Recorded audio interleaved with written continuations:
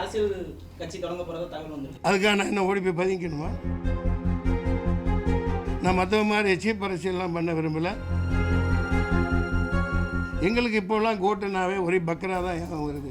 அடுத்த பிரியாணி போட்டு போயிட்டே இருப்போம். விஜய் அரசியல் கட்சி தொடங்குகிறார் என்பதற்காக நான் ஓடிப்போய் பதுங்கிக் கொள்ள வேண்டுமா என மன்சூர் அலிகான் கேள்வி எழுப்பியிருக்கிறார். நடிகர் மன்சூர் அலிகான் நடிப்பில் மட்டுமல்லாது அரசியலிலும் தீவிரமாக ஈடுபட்டு வருகிறார். தற்போது தமிழ் தேசிய புலிகள் என்ற அரசியல் கட்சியை அவர் நடத்தி வருகிறார். தான் தற்போது நடத்தி வரும் தமிழ் தேசிய புலிகள் கட்சியின் பெயரை ஜனநாயக தேசிய புலிகள் என மாற்றுவதாக அறிவித்தார் மன்சூர் அலிகான். அப்போது அவரிடம் விஜய் விரைவில் கட்சி தொடங்கவிருப்பது பற்றி கேள்வி எழுப்பினர். அதற்கு விஜய் நன்றாக வரட்டும், அவருக்கு எனது வாழ்த்துகள் என கூறினார். மறுபடியும் ஆரம்பிச்சிட்டீங்களே, நல்லது, பாராட்டுறேன்.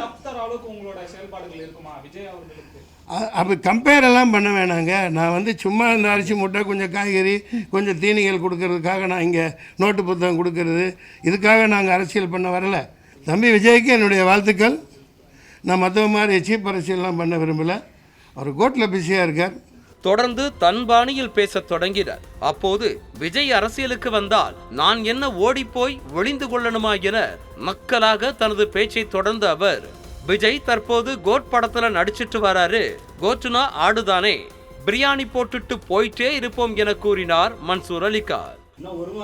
விஜய் அவர்கள் அரசியல் கட்சி தொடங்க போறதா தகவல் வந்துருக்கு. அதுக்காக நான் என்ன ஓடி போய் பதிக்கணுமா?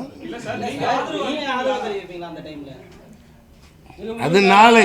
இப்போ அவர் கோட்டில் பிஸியாக நடிச்சிட்டு இருக்கார். The greatest of all time, greatest of all time, that means code.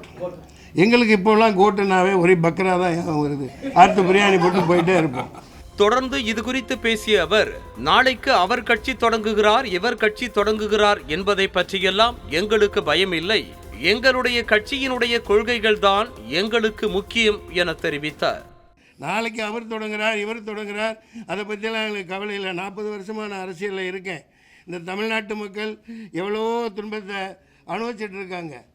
எங்கள் அஜெண்டா அதுதான், மீனவர்கள் ஒருத்தங்க கூட தாக்கப்படக்கூடாது, தனி சுதந்திரமாக செயல்படணும், மிகப்பெரிய தன்மானத்தோடு வாழணும், மாணவர்களுக்கு இந்த நீட்டை தூக்கணும், இது சிறைவாசிகளை விடுதலை செய்யணும், அப்புறம் அந்த தமிழ்நாட்டில் வேலை வாய்ப்புகள் முழுக்க இதை இந்தியா முழுக்க கொண்டு போகிறோம், எல்லா மாநிலத்துக்கும். இதில் பொறுப்பாளர்களாக பல மாநிலத்தவர்கள் இணைய இருக்காங்க.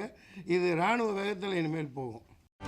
செய்திகளை உடனுக்குடனும் துல்லியமாகவும் தெரிந்து கொள்ள சப்ஸ்கிரைப் பண்ணுங்க.